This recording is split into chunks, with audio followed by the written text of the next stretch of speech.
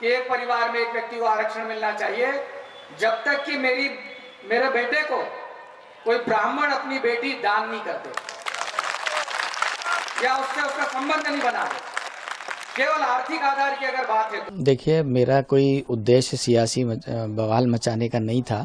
Simple सी बात है कि हमारी प्रदेश कार्यकारिणी की बैठक थी और प्रदेश कार्यकारिणी की बैठक में माननीय कंसोटिया सर, जो हमारे अजाक्स के 21 साल से अध्यक्ष थे, उन्होंने अपना इस्तीफा सौंपा और इस्तीफा सौंपने के बाद में सर्वसम्मति से प्रदेश कार्यकारिणी ने मुझे प्रांताध्यक्ष अजाक्स का नियुक्त किया।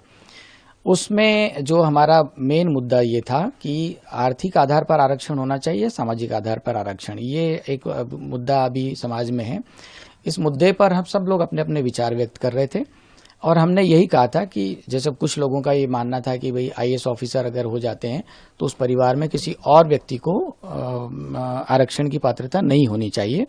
उस पर विचार व्यक्त करते हुए हमने कहा था कि यदि मान लो मेरा बेटा, चूंकि मैं आईएएस ऑफिसर हूं और मेरा बेटे के साथ में मतलब अगर मैं आर्थिक रूप से संपन्न हो गया हूं और सामाजिक पिछड़ापन मेरा अगर दूर हो गया है, तो इस नाते कायदे से देखा जाए तो हमारे समाज के साथ में, हमारे समुदाय के साथ में, हमारे बेटे बेटियों के साथ में रोटी बेटी का व्यवहार होना चाहिए।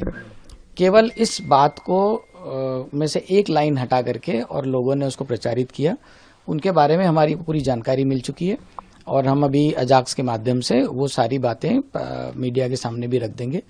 मेरा सिर्फ यही कहना है सभी समुदाय के लोगों से कि हमारा किसी भी समुदाय के प्रति कोई दुर्भावना नहीं है और न ही हम किसी समाज की बहन बेटियों को कोई आहत करना चाहते थे।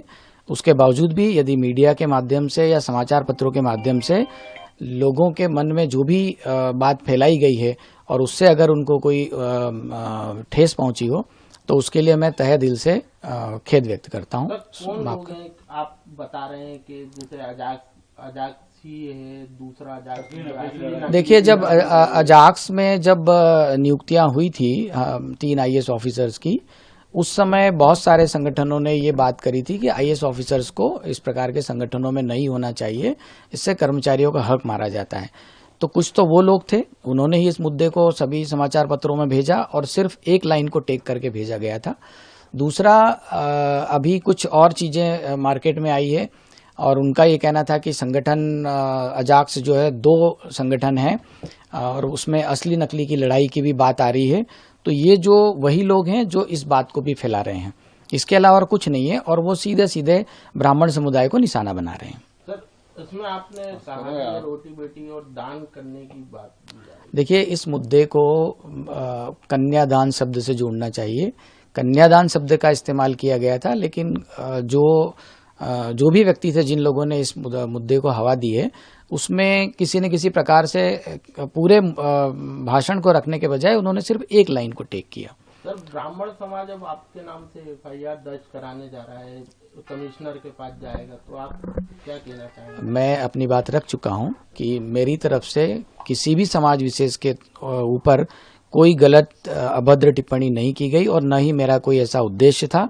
और मैं बता चुका हूं कि अगर मान लो मेरे किसी भी बात से या समाचार पत्रों और मीडिया के माध्यम से जो भी बात उठाई गई है या जो बात रखी गई है बिना मेरा पक्ष जाने, उससे अगर किसी भी समाज को कोई आहत हुई है तो। अगर आप ये वीडियो YouTube पर देख रहे हैं तो हमारे चैनल को सब्सक्राइब कर बेल आइकन दबाएं और Facebook पर देख रहे हैं तो हमारे पेज को लाइक करें।